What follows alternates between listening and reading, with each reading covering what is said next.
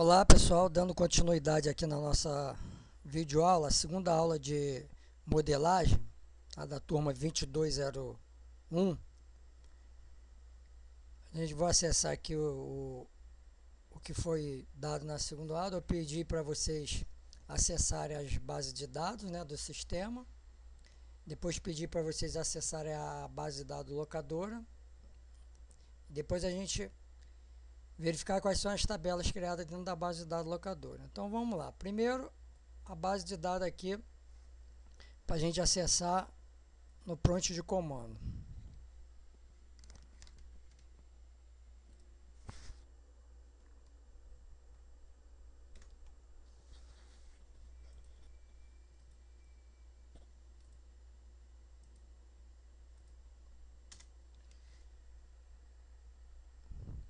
Aqui está mostrando todas as bases de dados, conforme a gente já tinha visto. Agora eu vou acessar a minha base de dados locadora.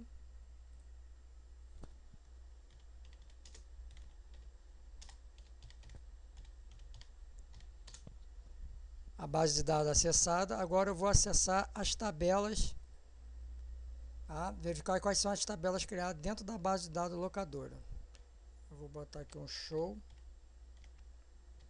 tables. E aqui ele mostra quais são as bases de dados. Aliás, mostra quais são as tabelas criadas dentro dessa base de dados aqui locadora.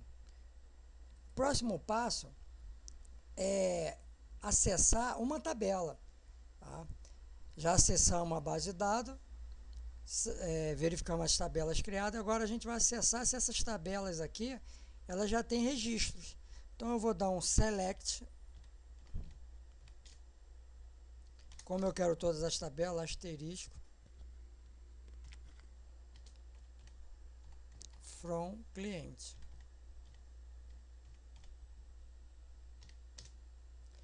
Bem, ele mostra a tabela vazia. Tá correto, porque na verdade a gente só criou as tabelas, né? A gente não populou as tabelas, ou seja, não inseriu dados na tabela. Para a gente inserir dados na tabela, tá?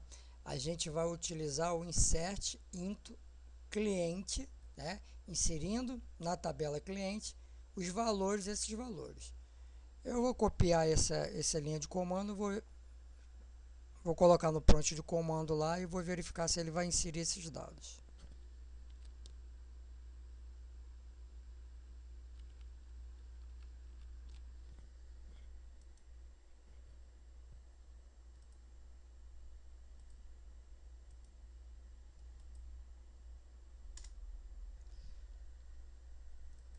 Observem aqui que ele deu uma query ok, ou seja, foi bem efetuado o comando. Ele inseriu, tá? Para a gente ver aqui a raiz da tabela, tá? Eu vou dar aqui o describe aqui.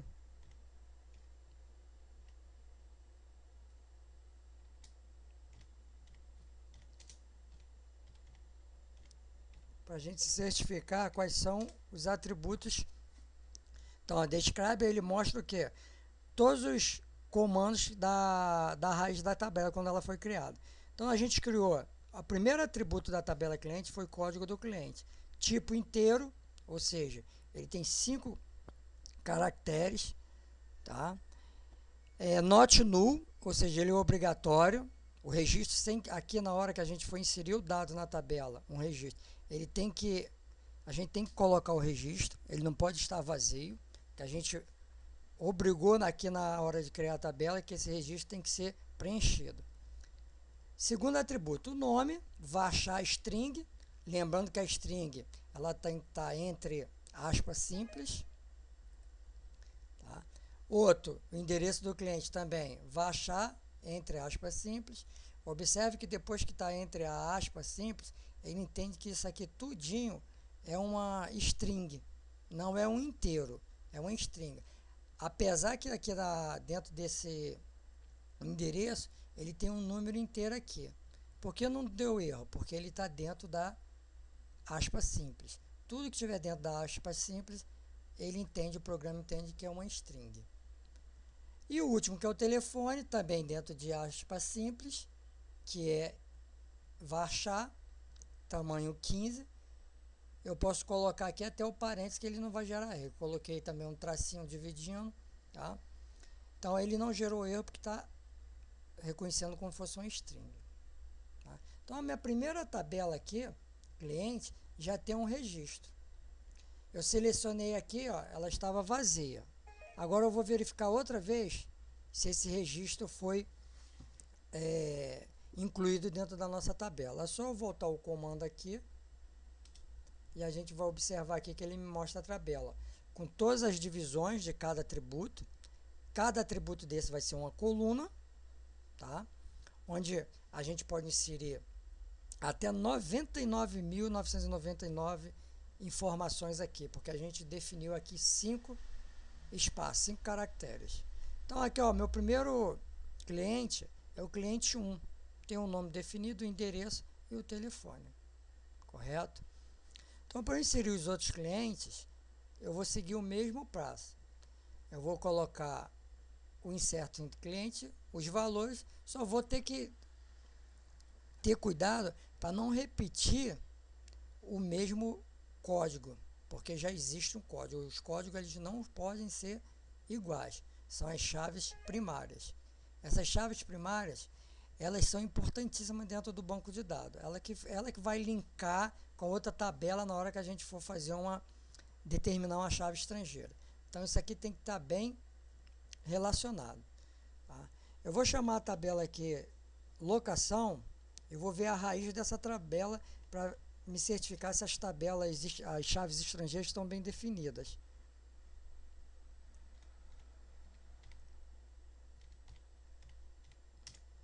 A gente pode observar aqui que na tabela locação, é uma tabela que está dentro do nosso esboço lá, ela foi criada através do relacionamento de cliente para filme.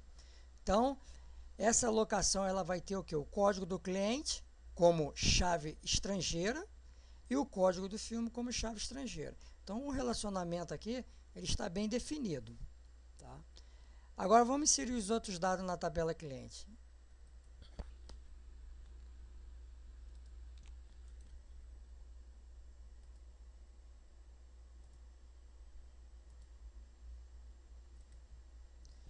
Observe que lá dentro do bloco de nota aqui, ou melhor, do Word aqui, eu já criei a inserção, né? Já digitei todos os comandos que eu queria de registro na minha tabela. Então, tudo depois de criado aqui, você pode selecionar tudo, copiar, tá?